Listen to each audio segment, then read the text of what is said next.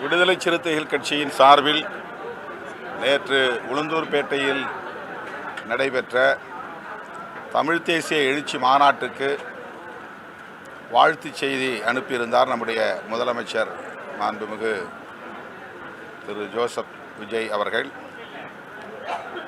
அதற்கு நன்றி தெரிவிக்கும் வகையிலும் ஆட்சி அமைத்து 100 நாட்கள் வெற்றிகரமாக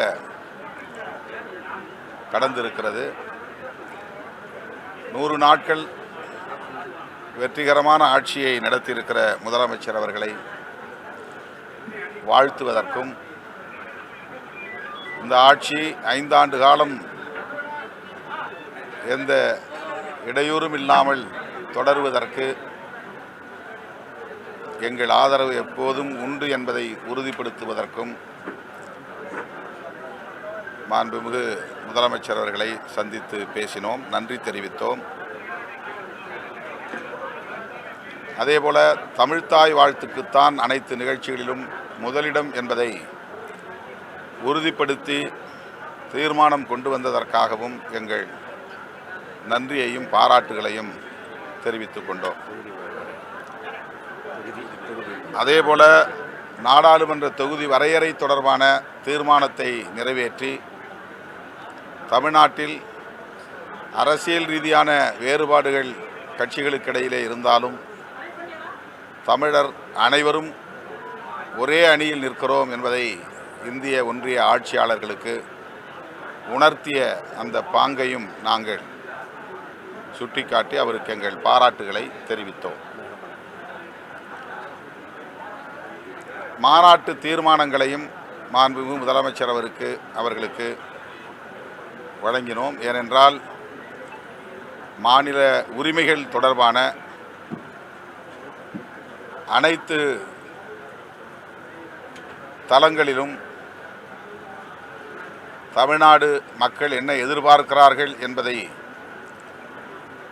125 தீர்மானங்களாக வரையறுத்திருக்கிறோம். அந்த தீர்மானங்களில் மிகவும் முக்கியத்துவம் வாய்ந்த தீர்மானம் மாநில சுயாட்சியை ஓங்கி உரத்து முழங்குவது என்பதாகும்.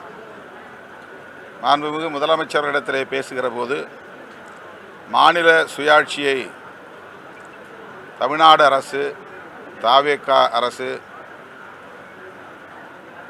வலுவாக முன்னெடுக்க வேண்டும். பேரறிஞர் அண்ணா கலைஞர் காலத்தில் இந்த கோரிக்கை வலுவாக பேசப்பட்டது. அந்த தலைவர்களை தொடர்ந்து நீங்களும் அதே வழியில் மாநில சுயாட்சிக்கான குரலை ஓங்கி ஒலிக்க வேண்டும் என்பதையும் முதலமைச்சர் அவர்களின் கவனத்திற்கு கொண்டு சென்றோம். தமிழ் தேசியம் என்பது வெறும் மொழி உணர்வு, இன உணர்வு அல்ல. பிற மொழி பேசும் இனம் ஆகியவற்றுக்கு எதிரான வெறுப்பு அரசியலும் அல்ல. சாதி ஒழிப்பு, மதச்சார்பின்மை, மாநில சுயாட்சி, அகில இந்திய அளவில் தேசிய இனங்களின் ஐக்கியம் ஆகியவற்றை முன்னிறுத்துவதுதான் என்பதை உணர்த்தும் மாநாடாக இந்த மாநாடு ஒருங்கிணைக்கப்பட்டிருந்த நிலையில் அந்த மாநாட்டிலே நிறைவேற்றப்பட்ட தீர்மானங்களை முதலமைச்சரின் கவனத்திற்கு கொண்டு சென்றிருக்கிறோம். அந்த வகையில் இந்த சந்திப்பு மிகவும் சிறப்பாக அமைந்தது. கூடுதலாக மேகமலை மற்றும் அமுதன் படுகொலை ஆகிய பிரச்சனைகளையும் முதலமைச்சரின் பார்வைக்கு கொண்டு சென்றோம். மேகமலையில் 100 ஆண்டுகளுக்கு மேலாக தொடர்ந்து அங்கே வசித்து வரும் மக்கள், விவசாயம் செய்து வரும் மக்கள் அங்கிருந்து அப்புறப்படுத்தப்படக்கூடாது. அவர்களுக்கு எதிராக அளிக்கப்பட்டிருக்கிற உச்சநீதிமன்ற தீர்ப்புக்கு எதிராக தமிழ்நாடு அரசு சீராய்வு மனு தாக்கல் செய்ய என்ற கருத்தை ஏற்கனவே அமைச்சர் கூறியிருக்கிறார். சட்டத்துறை அமைச்சர் திரு மாண்புமிகு நிர்மல்குமார் அவர்கள் கூறியிருக்கிறார்.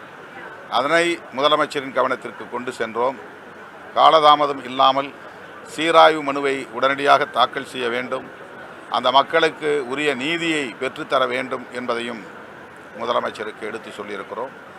அதேபோல் அமுதன் படுகொலைக்கு பின்னணியில் போதைப்பொருள் புழக்கம் இருப்பதாக அமுதனின் பெற்றோர் உள்ளிட்ட பலரும் தொண்டு நிறுவனங்களை சார்ந்த பலரும் தொடர்ந்து வலியுறுத்தி வருகிற நிலையில் அந்த குறிப்பிட்ட வழக்கை சிறப்பு புலனாய்வு குழு அமைத்து விசாரிக்க வேண்டும் என்பதையும் தாண்டி போதைப்பொருள் புழக்கத்தை கட்டுப்படுத்துவதற்கு போதைப் பொருள் ஒழிப்பு அதிரடி படை ஒன்றை உருவாக்கிட வேண்டும், அதற்கு முதலமைச்சரின் கூடுதல் கவனம் தேவை என்பதையும் விடுதலை சிறுத்தைகள் கட்சியின் சார்பில் முன்வைத்திருக்கிறோம். தமிழக வெற்றி கழகத்தோட 100 நாள் ஆட்சியில் வந்து சட்டம் ஒழுங்கு சரியில்லை, போதை பழக்கம் சட்டம் ஒழுங்கு தமிழகத்தில் எப்படி இருக்கு? குறிப்பாக பாத்தீங்கன்னா இந்த ஒரு மாத காலத்திலே பட்டியலின அந்த சமூகத்தை சேர்ந்த மாணவர்கள் சரி, பள்ளி மாணவர்கள், கல்லூரி மாணவர்கள் பாதிக்கப்படுறாங்க. நிறைய பேர் வந்து இதை பத்தி எப்படி பாக்குறீங்க? இந்த மாதிரியான சமூக சிக்கல்கள், வன்முறைகள், படுகொலைகள் ஆகியவற்றிற்கு ஒரு குறிப்பிட்ட கட்சி அல்லது குறிப்பிட்ட ஆட்சி மட்டுமே பொறுப்பேற்க முடியாது. நம் ஒவ்வொருவருக்கும் அதிலே பொறுப்பு இருக்கிறது. அதனை கட்டுப்படுத்துவதற்கு சமூக ஆர்வலர்களுக்கும் பொறுப்பு இருக்கிறது. முதலமைச்சரின் கவனத்திற்கு இதை கொண்டு சென்றிருக்கிறோம்.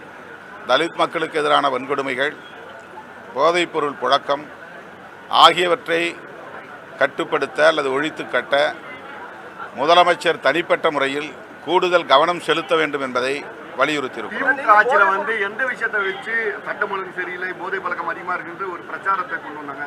இன்னும் அதே தான் நீடிக்குதுன்னு சொல்லிட்டு இருக்காங்க. இது எப்படி பாக்குறீங்க இந்த வேறுபாடு? இன்னும் ஒரு கேள்வி, விசிகாவின் அடங்கமறுக்கும் அத்துமீறும் என்ற அந்த ஆக்ரோஷமான குரல் இன்று தாவேகா ஆட்சி வந்தவர்கள் குறைத்திருக்கிறதோ என்று பல தரப்பு மக்கள் சொல்லியிருக்காங்க. திருமாவின் குரல் எப்படி இருக்கு? நாங்களாகத்தான் இருக்கிறோம். எங்கள் வீரியம் எங்கேயும் நீர்த்து போகவில்லை. திட்டமிட்டு சிலர் அப்படி எங்களுக்கு எதிராக ஒரு உளவியல் சிக்கலை உருவாக்குவதற்காக பரப்புகிறார்கள். இது வெறும் அவதூறு, அவ்வளவுதானே தவிர எந்த இடத்தில் எப்படி எங்கள் குரலை உயர்த்த வேண்டுமோ அப்படி நாங்கள் உயர்த்தி கொண்டு தான் இருக்கிறோம். மக்களின் பார்வையிலிருந்து தான் எங்கள் நிலைப்பாடுகளை எடுக்கிறோம், எங்கள் செயல் திட்டங்களை வரையறுக்கிறோம். தனிப்பட்ட முறையில் எங்களின் நலன்களிலிருந்து, கட்சியின் நலன்களிலிருந்து நாங்கள் எந்த முடிவையும் எடுப்பதில்லை. எனவே உரிய நேரத்தில் உரிய பிரச்சனைகளில் நாங்கள் உரிய குரலை தொடர்ந்து எழுப்பி வருகிறோம். தமிழக வெற்றி கழகத்துடன் இப்ப கூட்டணி இருக்கிற உறவுக்கும் எப்படி சார் பாக்குறீங்க? எளிமையா இருக்கா? எப்படி பாக்குறீங்க? இந்த ஒப்பீடு தேவையில்லாதது. தாவேகாவோடு நாங்கள் கைகோர்த்திருக்கிறோம். தாவேகா ஆட்சி அமைப்பதற்கு எங்கள் ஆதரவை நாங்கள் வழங்கினோம். அந்த அடிப்படையில் எங்களையும் அமைச்சரவையில், கூட்டணி அமைச்சரவையில் இணைத்து கொண்டிருக்கிறார்கள். கூட்டணி தாவேகா உள்ளிட்ட அனைத்து தோழமை கட்சிகளின் சார்பில் கூட்டணி அமைப்பது தொடர்பாக முதல் கட்டமாக நடந்தேறி இருக்கிறது. அது குறித்தும் இப்போது முதலமைச்சரோடு நாங்கள் பேசினோம். இந்த சட்டமன்ற கூட்டத்தொடர் முடிந்த பிறகு அந்த அடுத்த கூட்டத்தை ஒருங்கிணைப்பதற்கு ஏற்பாடுகள் நடக்கிறது என்று முதலமைச்சர் சொல்லியிருக்கிறார். எனவே தாவேக்காவோடு நாங்கள் இணைந்து 100 நாட்கள் தான் ஆகின்றன. அவர்களோடு தொடர்ந்து தொடர்ந்து இணைந்து பயணிப்போம் என்பதை நேற்றைய மாநாட்டிலும் நாங்கள் உறுதிப்படுத்தியிருக்கிறோம். ஆளுங்கட்சிகளோடு பயணித்தோம், இனி ஆளும் கட்சியாக பரிணமிப்போம் என்கிற ஒரு முழக்கத்தையும் இந்த மாநாட்டிலே நான் முன்வைத்திருக்கிறேன். இன்றைக்கு கூட்டணி அரசில் நாங்கள் அங்கம் வகிப்பதன் மூலம் நாங்களும் ஒரு ஆளும் கட்சி என்கிற அடையாளத்தை பெற்றிருக்கிறோம் என்பது ஒரு வளர்ச்சி. இந்த வளர்ச்சியை தமிழ்நாட்டு மக்கள் எமக்கு வழங்கியிருக்கிறார்கள். அவர்கள் விருப்பப்படி எங்கள் அரசியல் நிலைப்பாடு இருக்கும்.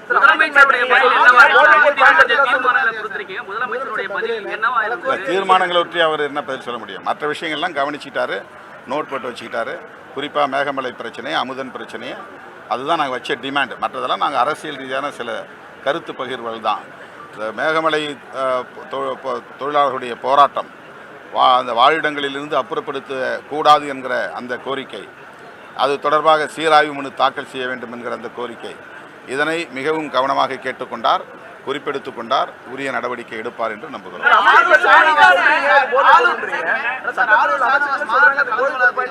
இல்லை, அதை தான் நாங்கள் சுட்டி காட்டினோம். இந்த மாதிரி அது வந்து வெறும் கேங் பிரச்சனைங்கிற மாதிரி, கேங்ஸ்டர் பிரச்சனைங்கிற மாதிரி சொல்கிறாங்க. அது மட்டும் ஒரு கருத்தாக நிலைப்பாடாக எடுத்துக்கொள்ளக்கூடாது. அவருடைய பெற்றோரும் விசாரித்து, அங்குள்ள பொதுமக்களும் தொண்டு நிறுவனங்களை சார்ந்தவர்களும் விசாரித்து போதைப்பொருள் புழக்கம் இருந்ததனால் அதை கண்டித்த காரணத்தினால்தான் அவன் கொலை செய்யப்பட்டிருக்கிறான் என்கிற இன்னொரு வெர்ஷன் இருக்கிறது. எனவே அதனை புலனாய்வுக்கு உட்படுத்த வேண்டும். ஸ்பெஷல் இன்வெஸ்டிகேஷன் டீம் போட வேண்டும். அந்த ஒரு பிரச்சனைக்காக மட்டுமில்லாமல் கல்வி நிறுவனங்களில் இன்றைக்கு போதைப் புழக்கம் அதிகரித்திருப்பதாக குற்றச்சாட்டுகள் எழுந்துள்ளன. எனவே அது குறித்தும் ஆய்வு செய்வதற்கு, அதை கட்டுப்படுத்துவதற்கு ஒரு அதிரடிப்படை, ஒரு ஃபோர்ஸ் உருவாக்க வேண்டும் என்கிற கோரிக்கையையும் முதலமைச்சருக்கு முன்னால் வைத்திருக்கிறோம்.